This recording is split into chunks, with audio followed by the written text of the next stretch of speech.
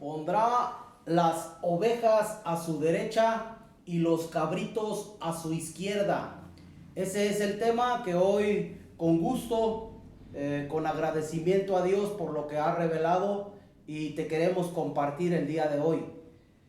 El tema así lo hemos titulado: en aquel día el Señor pondrá a las ovejas a su derecha y a los cabritos hacia la izquierda. Y deseo que Dios abra el entendimiento de cada uno de los oyentes para poder comprender este tema que es de suma importancia. Nos vamos a centrar, el pasaje central va a ser Mateo 25, 31 en adelante, pero quiero iniciarlo con lo que dice Tito en el capítulo 3, versículo 1 al 5 y el versículo 8 también, y de ahí vamos a desarrollar el tema. La Biblia muchas veces menciona al creyente como una oveja, y de hecho la Biblia lo dice: ovejas de su prado somos. Y también Cristo, cuando vino al mundo en su ministerio, Él dijo: yo soy el buen pastor. Y las ovejas escuchamos la voz de nuestro pastor, escuchamos la voz de nuestro Salvador y nos sometemos a lo que dice nuestro Salvador. Muchas veces nos compara con ovejas, y lo vamos a ir desarrollando el por qué, y vamos a ir explicando por qué también habla de los cabritos, dos animales completamente diferentes en cuanto a su naturaleza. Ahorita lo desarrollamos y explicamos el por qué. Vamos al libro de Tito, ahí en el capítulo 3, versículo 1 al 5 y el 8 para cerrar. Dice desde el 3: recuérdales que se sujeten a los gobernantes y autoridades, que obedezcan, que estén dispuestos a toda buena obra. Hacemos énfasis que estemos dispuestos a toda buena obra. Que a nadie difamen, que no sean pendencieros, sino amables, mostrando toda mansedumbre para con todos los hombres, porque nosotros también éramos en otro tiempo insensatos, rebeldes, extraviados, esclavos de concupiscencia y deleites diversos, viviendo en malicia y envidia, aborrecibles y aborreciéndonos unos a otros. Pero cuando se manifestó la bondad de Dios nuestro Salvador y su amor para con los hombres, nos salvó, no por obras de justicia que nosotros hubiéramos hecho, sino por su misericordia, por el lavamiento de la regeneración y por la renovación en el Espíritu Santo. Dice el versículo 8: palabra fiel es esta, y en estas cosas quiero que insistas con firmeza, para que los que creen en Dios procuren ocuparse en buenas obras. Para que los que creen en Dios procuren ocuparse en buenas obras. La sana doctrina que estamos enseñando ahora siempre nos va a llevar a que entendamos que debe de haber un cambio en nuestras vidas. Ahora que el Espíritu de Dios mora en nosotros, ahora que hemos sido salvos por la misericordia de Dios, no por alguna obra de justicia que nosotros hubiésemos hecho, sino fue únicamente gracias a la misericordia de Dios. No hay ningún mérito en nosotros para haber sido salvos. Por eso dice el apóstol, y se cuenta entre ellos, dice: porque nosotros también éramos en otro tiempo insensatos, rebeldes, y muchos calificativos que nos pone cómo éramos antes de nuestra conversión. Y yo me identifico plenamente con lo que está diciendo el apóstol. Pero ahora, cuando habla de la renovación en el Espíritu Santo, de la regeneración, está hablando de cuando volvimos a nacer, para que no se confunda usted y pueda entender claramente el versículo 5, cuando habla el versículo 5 y dice: nos salvó al final por el lavamiento de la regeneración y por la renovación en el Espíritu Santo. Está hablando del nacimiento espiritual.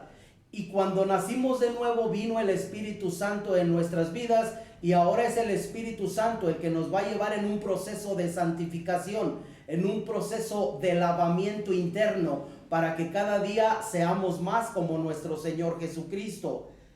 Es por eso que ahora la Biblia nos menciona como ovejas, porque hemos sido regenerados, hemos sido sanados, y entendiendo que nuestro Señor Jesucristo, a Él se le conoce como el Cordero inmolado desde la fundación del mundo. Él es el Cordero de Dios, una oveja, un cordero. Un cordero es un animal manso, un animalito que no es peleonero, un animalito que es obediente, que escucha la voz de su pastor. Y es por eso que a nosotros nos compara con ovejas, porque así debería de ser ahora en este nuevo nacimiento. Ahora así debería de ser nuestra naturaleza, comportarnos como ovejas y ya no como cabritos. Por eso dice allá en Mateo 25, vamos a aplicar este pasaje también, cómo lo podemos aplicar a la iglesia. Porque cuando Mateo, allá en el capítulo 5, para no sacar de contexto lo que está diciendo en este pasaje nuestro Señor Jesús, dice en el versículo 35 al 31 al 34: cuando el Hijo del Hombre venga en su gloria y todos los santos ángeles con él, entonces se sentará en su trono de gloria y serán reunidas delante de él todas las naciones, y apartará los unos de los otros, como aparta el pastor las ovejas de los cabritos. Y pondrá las ovejas a su derecha y los cabritos a su izquierda. Entonces el rey dirá a los de su derecha: venid, benditos de mi Padre, heredad el reino preparado para vosotros desde la fundación del mundo. En este pasaje, la Escritura está hablando del juicio a las naciones que va a venir después de la tribulación. Viene un juicio sobre los gentiles que hayan sobrevivido a la tribulación, a la gran tribulación. Recuerda que la iglesia ya estará con el Señor en el reino de los cielos.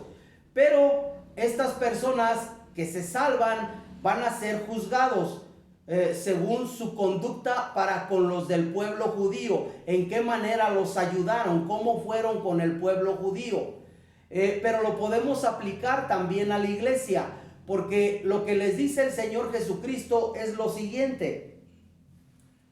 Después de que les dice: venid, benditos de mi Padre, heredad del reino preparado para vosotros desde la fundación del mundo. Y después dice: ¿por qué? Porque tuve hambre y me diste de comer, tuve sed y me diste de beber, fui forastero y me recogisteis, estuve desnudo y me cubristeis, enfermo y me vestisteis, en la cárcel y vinisteis a mí. Entonces los justos le responderán diciendo: Señor, ¿cuándo te vimos hambriento y te sustentamos, o sediento y te dimos de beber? ¿Y cuándo te vimos forastero y te recogimos, o desnudo y te cubrimos? ¿Cuándo te vimos enfermo o en la cárcel y vinimos a ti? Y respondiendo el rey les dirá: de cierto os digo que en cuanto lo hicisteis a uno de estos mis hermanos más pequeños, a mí lo hicisteis. En cuanto lo hiciste a uno de estos mis hermanos, los judíos, a mí lo hicisteis en el tiempo de la tribulación. ¿Cómo lo podemos aplicar a la iglesia? Porque estamos hablando, partiendo desde Tito 3:1-5, que nosotros éramos rebeldes, insensatos, extraviados, esclavos de deleites y de malos deseos. Pero desde el momento que se manifestó la bondad de Dios a nuestras vidas, nos salvó. No por obra de justicia que nosotros hubiéramos hecho, sino por el lavamiento de la regeneración y por el Espíritu Santo. Ahora debe de haber un cambio en nosotros y nos deberíamos de comportar como ovejas, como esos animalitos que son mansos, que son obedientes, que siguen a su pastor, que no son peleoneros.